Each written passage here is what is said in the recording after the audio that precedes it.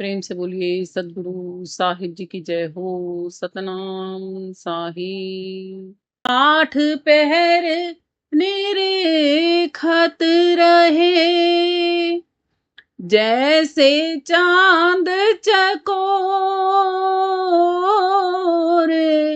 जैसे चांद चकोर। बता रहे हैं पलटू साहिब जी। कहते हैं आठों पहर, उदाहरण दे दे के बता रहे हैं कैसे निरखते रहो। कहते हैं जैसे मधुमक्खी होती है ना, शहद को नहीं छोड़ती, नहीं छोड़ती ना, शहद को उसी में चिपट जाती है, और चाहे अपने प्राण त्यागने पड़े मगर अपने शहद को छोड़ के उससे दूर होना मंजूर नहीं होता उन्हें। जैसे दीपक पे जो पतंगा आता है ना, पंख जल जाते हैं उसके, मगर वो फिर भी पतंगे की उस लो पे इतना दीवाना होता है कि फना हो जाने से भी डरता नहीं है। कहते हैं जैसे चकोर होता है ना, अगर चंद्रमा ना दिखाई देना तो अग्नि के चुगरदे फिर के अपने आप को फना कर देता है, रो रो के विरह में। या चंदा नहीं, अमावस की रात उस चकोर के लिए सबसे ज्यादा भयानक होती है, क्योंकि वो उसकी मौत का मंजर दिखा देती है उसे, उसे चंदा के दर्शन जो नहीं होते।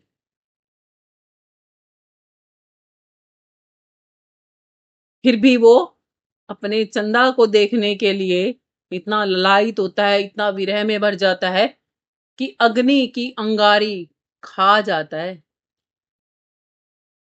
जलती जलती नहीं है, उन अंगारों को खा जाता है। किस पीड़ा में, किस दर्द में, कि चंदा नहीं दिखा।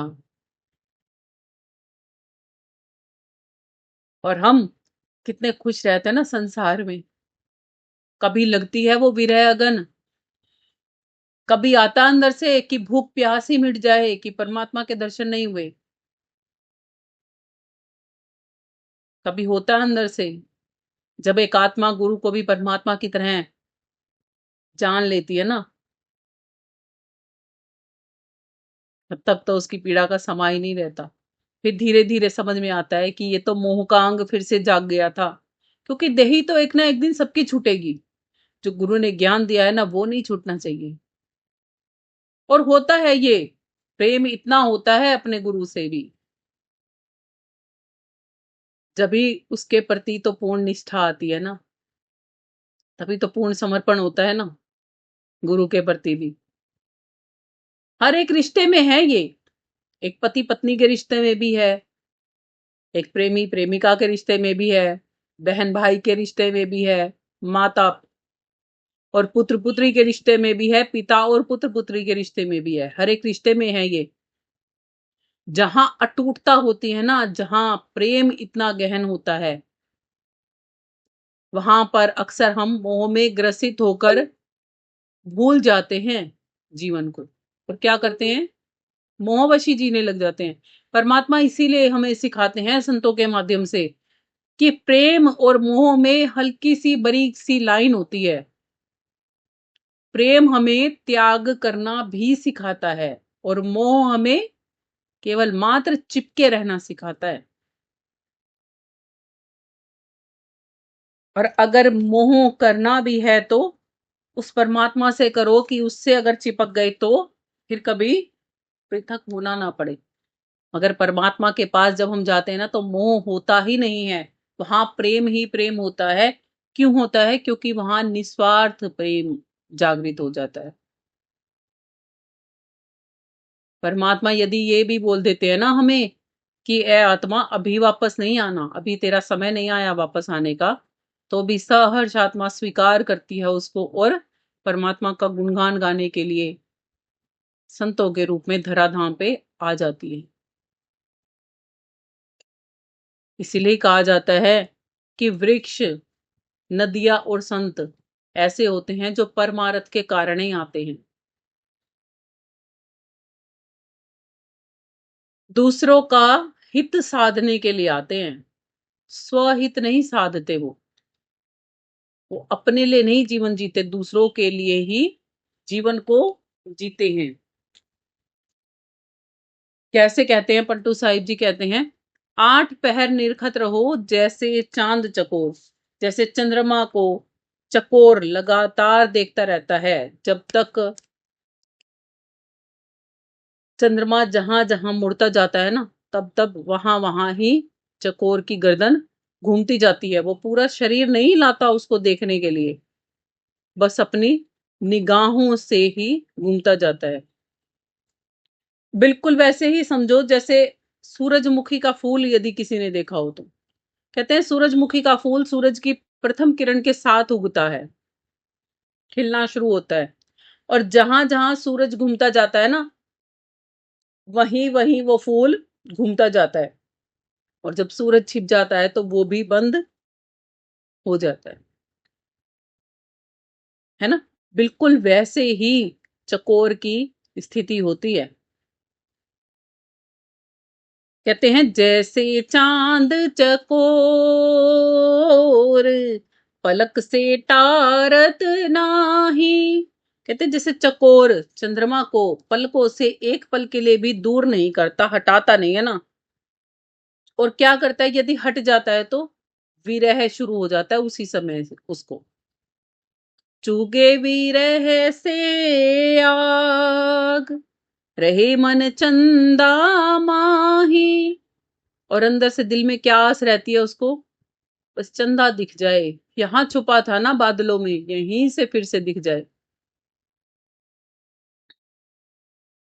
वही आस उसके लिए विरह का कारण बन जाती है, क्योंकि चंदा छिप जाता है ना चांद के बीच में, तो दिखता नहीं है। और जिस जिस दिशा में चंदा फिरता है, फिरे जिस जे ही दिस चंदा, ते ही दिस मुख को फेरे। और कहते हैं जोन सी दिशा में चंदा फिरता जाता है ना, उसी दिशा में ही खुद को घुमाता चला जाता है चकोर। हटता नहीं है उसके पास से वो बिल्कुल भी, लगातार सतत उसी में ही रमित रहता है।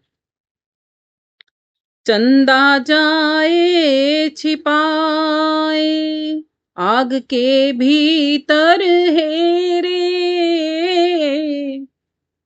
कहते हैं और चंदा जब छिप जाता है ना, तो चकोर क्या करता है, खुद को अग्नि के भीतर घेर लेता है, और अग्नि जो वो जलती हुई अंगार होती है ना, वो निगल जाता है अंदर। वो कितना दर्द होता होगा ना, कितनी पीड़ा होगी ना, कि यदि चंदा नहीं तो मैं भी जीवित नहीं।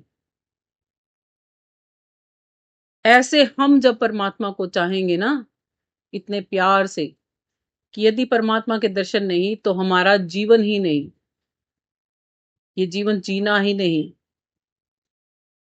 तब परमात्मा को पा पाएंगे। यदि सतनाम का नशा चढ़ाना है ना, जैसे नानक जी ने कहा है, नशा अफीम चरस भांग गांजे दा, उतर जासी प्रभात, नाम खुमारी नानका, चढ़ी रहे दिन रात। बिल्कुल वैसे ही यदि आपने नशा चढ़ाना है ना, तो सतनाम का इतना अभ्यास करना होता है, इतना अभ्यास करना होता है कि आंखें खुली हों बंद हों, श्वास भी कम चलते हों ज्यादा चलते हों, हर समय क्या याद रहेगा, सतनाम। परमात्मा का नाम और अपने गुरु का ध्यान हर समय ही रहेगा हमें। फिर वो कोई याद दिलाए या ना दिलाए, वो कभी उतरेगा ही नहीं चित्त पे से।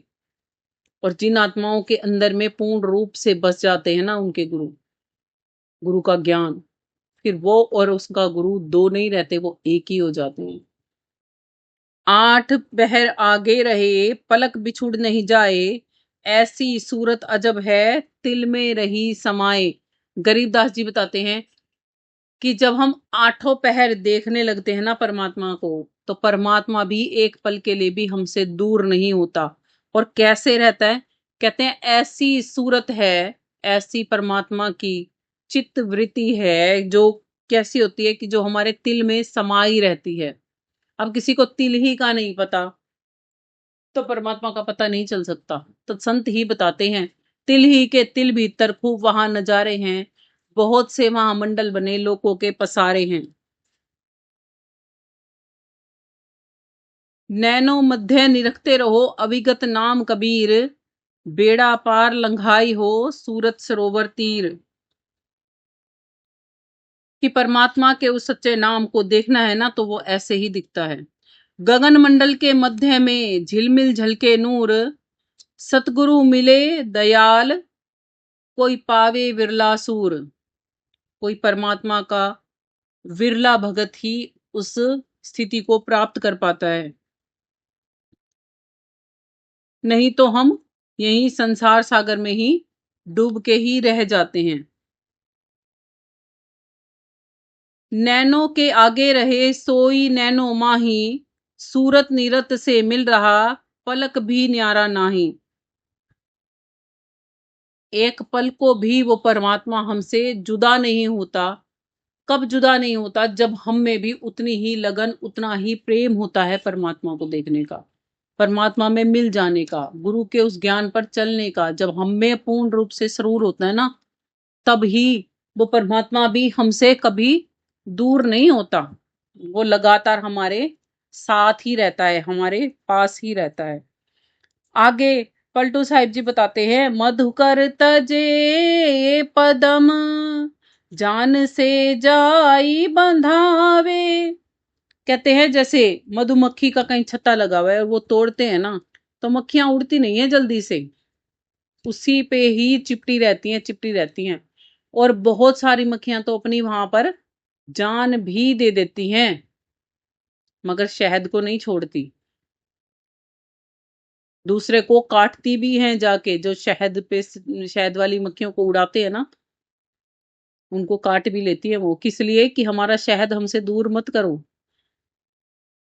जान की बाजी लगा देती है वो अपनी, मगर पीछे नहीं हटती। कहते हैं ऐसे परमात्मा को चाहना चाहिए। ये संसार तो बहुत बार हमें हटाएगा परमात्मा से, हर एक पैंतरे अजमाएगा दूर करने के, फिर परमात्मा से दूर हो गए तो हार हो जाएगी, पर परमात्मा की मौज में ही मर गए तो जीत हो जाएगी। बस यही ध्यान रखना होता है। संत जन हमें कितनी अटूटता से भक्ति करना सिखाते हैं। आगे कहते हैं पलटू साहिब जी, दीपक में जो पतंग प्रेम से जान गवावे। कहते हैं दीपक की लो पर जैसे पतंगा प्रेम से अपने प्राण गवा देता है। कैसे? उस लो में जाता है, लो ही से जल जाता है। लो की तरफ आकर्षित होता है ना, उस लो से ही जल जाता है, फिर भी उस लो से खुद को दूर नहीं कर पाता, जलता रहता है, जलता रहता है, और बिल्कुल ही फना होकर उस लो पे ही मर जाता है, मगर दूर नहीं हटता। कहते हैं भक्ति करने में यदि इतनी भी अड़चने आए ना, फिर भी भक्ति करने से परे नहीं हटना चाहिए। हम तो यहाँ जरा सी मुसीबत क्या आती है, जरा सा कुछ हमें क्या लगता है, हम भक्ति ही करना छोड़ देते हैं। हम गुरु को तो छोड़ ही देते हैं, गुरु के दिखाए मार्ग को भी छोड़ देते हैं। यदि गुरु के दिखाए मार्ग को छोड़ दोगे ना, फिर गड़बड़ है। देहधारी गुरु ने तो एक दिन वैसे भी देही छोड़ देनी है, हमने भी छोड़ देनी है, मगर गुरु ज्ञान पर जो आत्मा चलती है वो कभी मनमुख नहीं कहलाती, वो हमेशा गुरुमुख ही कहलाती है, क्योंकि वो अपने गुरु के दिखाए पथ पे ही लगातार चल जो रही है। इसलिए पलटू साहिब जी कहते हैं, ऐसी प्रीति कर पर धन चाहे चोर। कहते हैं जैसे चोर होता है ना एक, बुराई से भी पलटू साहिब जी कितना अच्छा सिखाना चाह रहे हैं। कहते हैं जैसे चोर को ललक लगी होती है ना, पर धन, दूसरों का धन हड़पने की, दूसरों के धन की इच्छा करता है ना। चोर का क्या काम है? पर दूसरों के धनों को चाहता है ना, कि बस दूसरों का माल खजाना हड़ लूँ मैं, किसी तरह सेध लगा के बैठा रहता है, बाढ़ जोता है लगातार, कि कब सी ये घर वाले जाएं बाहर और कब सी मैं इनके घर में धावा बोलूं, है ना। कहते हैं बिल्कुल वैसे ही। कह रहे अच्छाई से नहीं सीख सकते तो बुराई से ही सीख लो। कहते हैं जब सूरज शब्द योग मिलता है ना, तो काल पुरुष से सीधी टक्कर हो जाती है जीवात्मा की। काल पुरुष से भक्ति नहीं करने देता, फिर बस उसको भी ऐसे ही दिखाते रहो कि हम देख ही नहीं रहे, देख ही नहीं रहे, मगर सीध वही होनी चाहिए। तरीका बता रहे हैं पलटू साहिब जी। कहते जैसे चोर की निगाह वहीं रहती है, घर वालों को किसी को भेद नहीं आता कि वो वहीं निगाह लगाए बैठा है, और एक दिन उसके हाथ वो धन लग ही जाता है। ऐसे ही एक दिन हमारे हाथ भी परमात्मा लग ही जाएंगे, यानी कि हम भी परमात्मा के एक दिन हो ही जाएंगे, जब ऐसी प्रीत लगाएंगे तब। कैसी? 8 पहर निरखत रहो, जैसे चांद चकोर। कहते हैं जैसे चांद को चकोर निरखता रहता है 8 पहर, वैसे ही आप भी परमात्मा को लगातार देखते रहो, लगातार देखते रहो। कोई ऐसा पल ना जाए कि हम परमात्मा को ना देखें। और हमें जहाँ तक की भी भक्ति मिली हुई है, जहाँ तक की भक्ति क्यों कहा जा रहा है? क्योंकि भक्ति की भी अवस्थाएं होती हैं अपनी अपनी। शुरू में कोई बच्चा चलता है स्कूल के लिए, तो प्रथम क्लास में ही उसको पीएचडी तो कोई गुरु नहीं करा देगा ना। धीरे धीरे जब हम चलेंगे, प्रथम क्लास पास करेंगे, फिर दूसरी करेंगे, तीसरी करेंगे, धीरे धीरे 12वीं क्लास पास करेंगे, फिर कॉलेज पास करेंगे। कॉलेज में भी जितनी भी अलग अलग क्लासें होती हैं, डिग्री होती हैं, वो पास करते चलेंगे, फिर कहीं जाके पीएचडी का नंबर आएगा ना। बिल्कुल वैसे ही संत जनों के पास जाकर भी हमें धैर्य के साथ में प्रयास करते रहना होता है, लगातार लगातार लगातार। जो जो वो सिखाते जाते हैं वो सीखते जाना होता है। भक्ति करने के लिए भी साधना भी ज़रूरी है, गुरु दर्शन भी ज़रूरी हैं, सेवा भी ज़रूरी है, सत्संग भी ज़रूरी है। भक्ति के ये चारों पायदान मजबूत होने बहुत ज़रूरी हैं। यही हमें तो हमारे गुरुदेव ने सिखाया है, और हम यही आगे सबको बताते हैं कि भाई ऐसे ही आपको भक्ति के चारों पायदान मजबूत रखने होते हैं। तन की सेवा, मन की सेवा, धन की सेवा और सुरती की सेवा, ये सभी सेवाएं संत जन हमें सिखाते हैं करनी, और सर्वोपरि सुरती की सेवा मानी जाती है इन सभी सेवाओं में। जो सुरती की सेवा कमाना सीख जाते हैं और संतों के दिखाए मार्ग पर लगातार चलते रहते हैं, एक दिन उन्हें परमात्मा अवश्य मिल जाते हैं, और अपने घर जाने की उन आत्माओं की तैयारी पूर्ण हो जाती है। फिर वो एक दिन जब यहाँ से शरीर को छोड़कर आत्माएं चलती हैं, तो उन्हें विदेही गुरु खुद लेने आते हैं, और वे अपने निज धाम अमरलोक चली जाती हैं। साहिब बताते हैं हम आत्माओं को कि हम कहाँ से आई हैं और कहाँ जाना होगा। साहिब कहते हैं, अमरलोक से आया रे हंसा, फिर अमरापुर जाना है। कहें कबीर सुनो भई संतो, ऐसी लगन लगाना है। कि ऐ जीवात्मा, तू अमरलोक से आई है, और एक दिन पुनः अमरलोक ही तुझे जाना है। और ऐसी ही लगन हमें लगानी पड़ेगी परमात्मा के लिए। जैसे हम लगन संसार के लिए लगा के रखते हैं ना हर समय, अपने रिश्ते नातों के लिए लगा के रखते हैं ना हर समय, परमात्मा कहते हैं उतनी भी लगन यदि तू आत्मा लगाएगी ना, तो भी तेरा निस्तारा हो जाएगा। मगर लगानी वो लगन परमात्मा के प्रति है, संसार के प्रति परमात्मा लगन लगाने को नहीं बताते हमें। इसी के साथ आज के सत्संग को यहीं विराम करते हैं। प्रेम से बोलिए सद्गुरु साहिब जी की जय हो। सतनाम साहिब।